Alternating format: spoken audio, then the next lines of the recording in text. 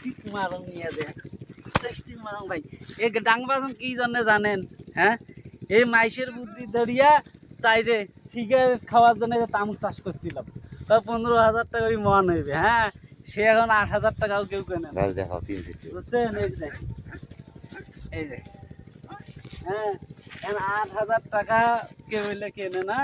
এখন মনে করেন আপনার তো সিগারেট 10 টাকা করে বা 15 টাকা লাগছে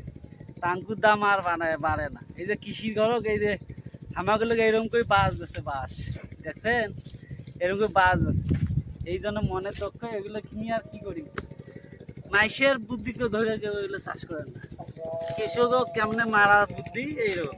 সিগারেট ভাই 5 টাকা সিগারেট 10 টাকা আর এই